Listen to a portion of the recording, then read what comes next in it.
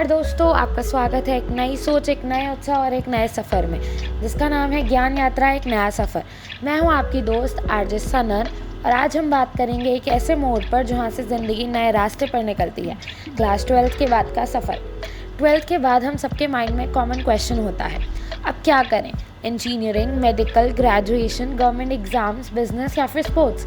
लेकिन कभी कभी प्रॉब्लम करियर ऑप्शन की नहीं होती, प्रॉब्लम होती है कि हम अपने आप को कितना कैपेबल समझते हैं। आज की कहानी एक ऐसे यंग मैन की है जिन्होंने दुनिया को दिखाया कि आपकी लिमिटेशंस आपकी आइडेंटिटी नहीं होती है। आज की कहानी है श्रीकांत भोला की।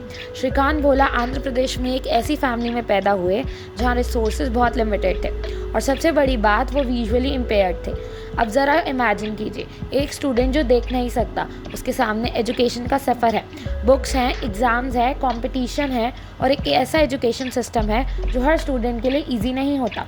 लेकिन श्रीकांत ने अपनी सिचुएशन को अपनी वीकनेस बनने नहीं दिया। उनका मानना था कि अगर दूसरे स्टूडेंट्स एजुकेशन परस्यू कर सकते हैं तो वो भी कर सकते हैं। लेकिन उनकी जर्नी में चैलेंजेस भी है। स्कूल के बाद जब उन्होंने साइंस स्ट्रीम में आगे बढ़ने की कोशिश की तो उन्हें डिफ़िकल्टीज फेस करनी पड़ी। उनके लिए अपॉर्चुनिटीज़ ऑटोमेटिकली अवेलेबल नहीं थी। लेकिन यहीं से एक इम्पॉर्टेंट लेसन मिलता है, प्रॉब्लम आना और प्रॉब्लम के सामने रुक जाना दोनों अलग चीज़ें हैं। श्रीकांत ने अपनी एजुकेशन कंटिन्यू रखी।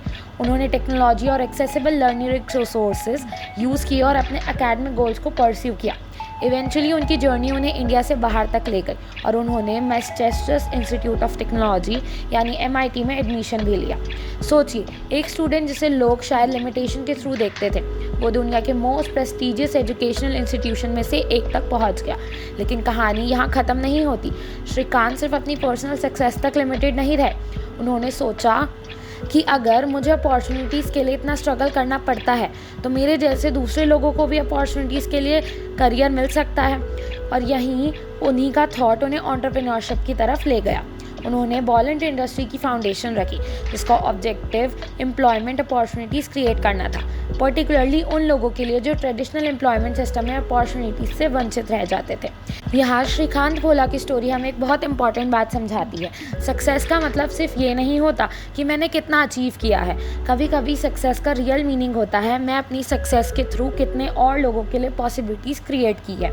दोस्तों, अगर आप भी 12th के बाद अपने करियर को लेकर कन्फ्यूज्ड हैं तो श्रीकांत की स्टोरी से एक लेसन ज़रूर लेना।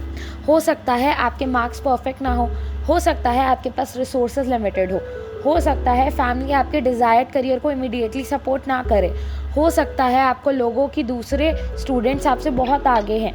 लेकिन इसका मतलब ये नहीं कि आपका फ्यूचर लिमिटेड है। करियर चूज़ करते वक्त सिर्फ ये मत देखिए कि मेरे फ्रेंड्स क्या कर रहे हैं। करियर चूज़ करते वक्त ये देखिए कि मुझे किस चीज़ में जेन्युइनली इंटरेस्ट है, मेरी स्ट्रेंथ्स क्या हैं, मैं किस स्किल को इम्प्रूव कर सकता हूँ या कर सकती हूँ, और सबसे इम्पॉर्टेंट, मैं किस प्रॉब्लम को सॉल्व करना चाहता हूँ या चाहती हूँ। बिकॉज आज के टाइम में करियर सिर्फ एक डिग्री का नाम नहीं है। करियर का मतलब है skills plus interest plus opportunities plus consistency. और श्रीकांत भोला की जर्नी को सबसे ब्यूटीफुल लेसन शायद यही है। आपकी सर्कमस्टांसेस आपकी स्टार्टिंग पॉइंट हो सकती है, लेकिन वो आपकी डेस्टिनेशन डिसाइड नहीं करती है। तो अगर आप 12th के बाद खड़े हैं और सोच रहे हैं मेरा फ्यूचर क्या होगा, तो आंसर अभी किसी के पास नहीं है। लेकिन एक चीज़ आपके हाथ में ज़रूर है, आप अपने फ्यूचर के लिए आज का क्या स्टेप लेते हैं। एक कोर्स चूज़ कीजिए, एक स्किल सीखिए, अपने इंटरेस्ट को एक्सप्लोर कीजिए, मेंटोर से बात कीजिए और सबसे इम्पॉर्टेंट, खुद पर बिलीव कीजिए। तो दोस्तों, ज्ञान यात्रा सिर्फ एक शो नहीं, एक मूवमेंट है। आपके सफ़र में हम आपका साथ चाहते हैं।